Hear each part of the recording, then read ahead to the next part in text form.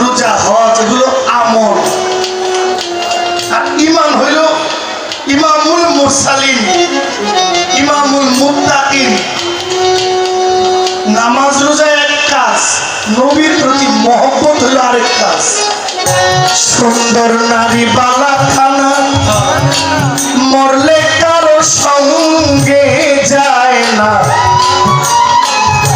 পরে সিন্ধুক ভরা যত টাকা করি রে মন ব্যাপারি, সিন্ধুক ভরা যত টাকা করি। পরে বাজান সুন্দর নারী বালা খানা মরলে পাগলার সঙ্গে যাইব না, সিন্ধুক ভরা যত টাকা করি। এই সকল দুই দিনের তরে পাখি গেলে শুনে উড়ে,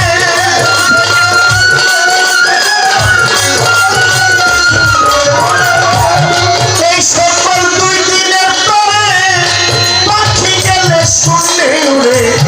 আর ঘাটাতে লাগবে গড়াগড়ি পাগলার, আর ঘাটাতে লাগবে গড়াগড়ি রে মরবে পারি।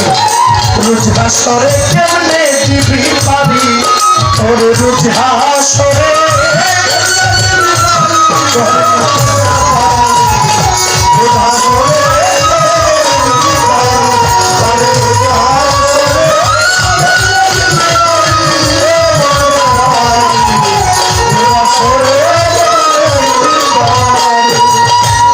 ঘাটের মাঝি বড়ই পাজি, অল্প কথায় হয় না গোরাজি, আদায় করব 16 আনা করি।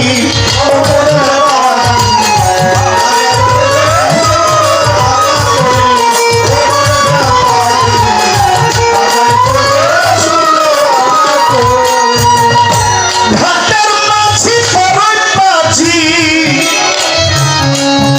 বাজান, অল্প কথায় হয় না গোরাজি, আদায় করব 16 আনা করি। তোমার রতি মাসা কম হইলে সবাই আমার বেজালে,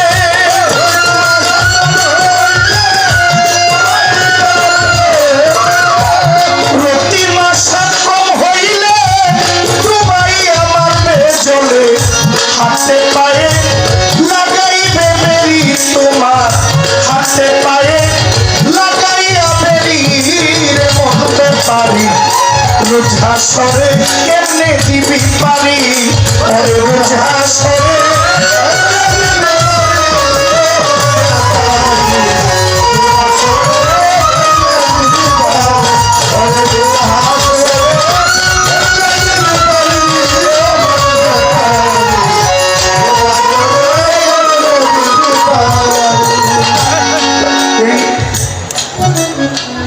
বাটুইমড়ি থেকে মানিকগঞ্জ বা বেউটা ব্রিজ যেটা দিয়ে আমরা আসছি, আমি এখানকার যে কোনো একজন ড্রাইভারকে যদি বলি বাবা আমি মেলায় গেছি, ধাক্কাধাক্কির মধ্যে মানিব্যাগ মোবাইল হারাই গেছে, সাথে কিছু নাই, বাজান তুমি যদি আমার একটু নিয়ে যাও খুব উপকার হইল।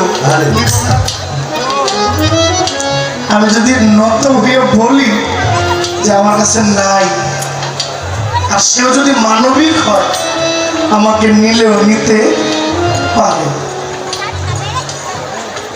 আমি একজনের কাছে যদি বলি আমাকে একটু খাবার দিবেন, দিবে। এখন মানুষ খাওয়ানোর জন্য পাগল, মানুষ এখন মানুষকে খাওয়াইতে খুব পাগল। আর যুবকরা মানে আমাদের এই জেনারেশনের ছেলেরা, আপনারা ইউটিউব খুলেন, ফেসবুক খুলেন, দান 2 হাতে ভৈরা মানুষকে দিতেছে। ভিডিও বিভিন্ন ব্লগ দেখেন না? আবার কিছু আছে দুষ্ট ছেলে পেলে মানুষের কাছ থেকে জোর জুলুম করে খাইয়া নেয়, যারা একটু মাদকাসক্ত, ঠিক না? দুইভাবে আছে, তবে দেওয়ার হাতটা বেশি, নেওয়ার হাতটা কম। এমন একটা সময় আসবে যেখানে কাউরে বাবা সোনা ডাকলেও আর কাজ হবে না। কর্ম যেমন করেছি আমার ফলাফলটাও তেমন। আমি যদি ভালো না করি তাহলে আমাকে জবাব দিয়া যেতে হবে। তবে একটা উপায় আছে আমার আপনার, সেটা হলো ইশকে নবী দিল মে পায়দা করো ইয়া রাসূলে খোদা কো মুনবে। যদি রাসূলের প্রতি একটু মহব্বত থাকে, উনি যদি কৃপা করেন, আর বাবা নামাজ রোজা হজ এগুলো আমল, আর ঈমান হইল ইমামুল মুরসালিন ইমামুল মুত্তাকিন। নামাজ রোজা এক কাজ, নবীর প্রতি মহব্বত হলো আরেক কাজ। না ভুল বলছি বাবা? ওনার সাথে যদি সম্পর্কটা একটু ভালো থাকে, একটা উপায় আমার হইতে উপায় নাই। বিভিন্ন নবীরাই বলবে আমার কেউ নাই, আর আমি তো আরো আগেই নাই। এজন্য সাধক তার গানে বলছে, থাকলে কেহ চিনা জানা তার তেমন পয়সা লাগে না, আর হইবেন হাসর মিজান। রাসূল বলছেন আইরে তাড়াতাড়ি এমন ব্যাপার।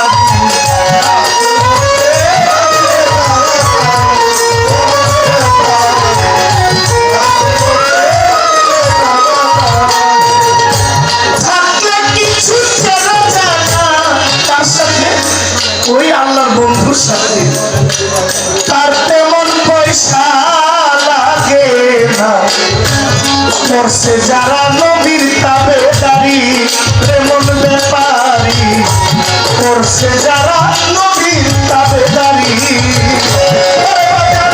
তার হইতে হাসর মিজান, বলছেন আমার রাসূল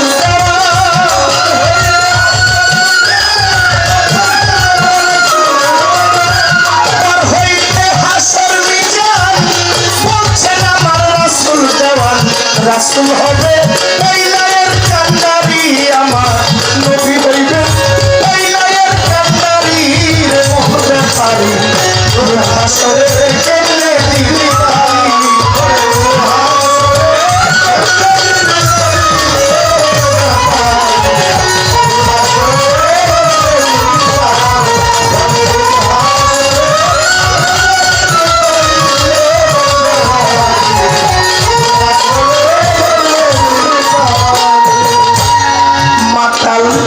রাজ্জাকে ওই রঙ্গ রসে বাজান আমার দিন যাইতে হবে আপন দেশে, ডাকছেন রাসূল আইরে তাড়াতাড়ি।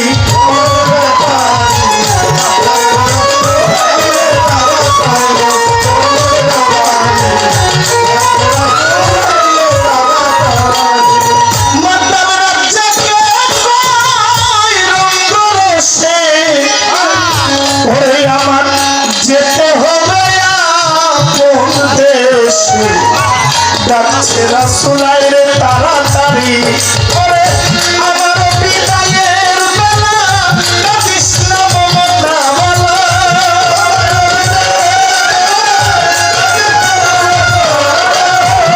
আমার বিদায়ের বেলা কাঁদিস না মমতা বলা। শেষ করিলাম রঙ্গিলা চাকরি আমি, শেষ করিলাম রঙ্গিলা চাকরি রে মরতে পারি হাসরে কেমনে দিবি পারি ওরে হাসরে।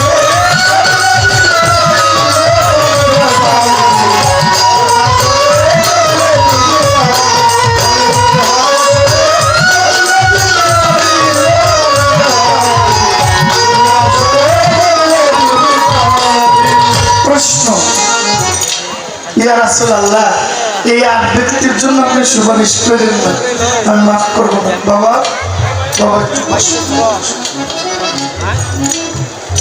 প্রথম ব্যক্তি হইলেন যারা নিজেদেরকে খোদা দাবি করেছে, আল্লাহ দাবি করেছে।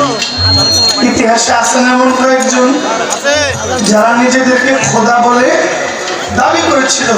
আল্লাহ বলছেন যারা খোদা দাবি করেছে, নবী আপনি কিছু করেন না, আমি তাদেরকে সব মাফ করব। আপনি বলেছেন ওয়াহিদুল কাহ্হার নাম ধরবেন। ওয়াহিদুল কাহ্হার নাম ধরার পরেও দয়াময়হীন একজন তিনি নিরাকার সাই আপন কুরসিতে বসবেন। কুরসি থাকবে দুইটা, একটা আমার নবীর জন্য, একটা আল্লাহর জন্য।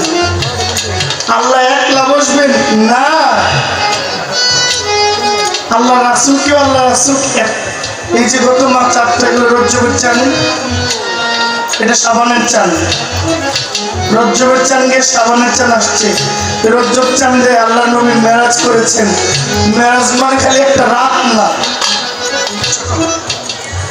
মেরাজ মানে আল্লাহর নবীকে আল্লাহ কত মহব্বত করেন তার এক দৃষ্টান্ত প্রমাণ হইল মেরাজ সবে।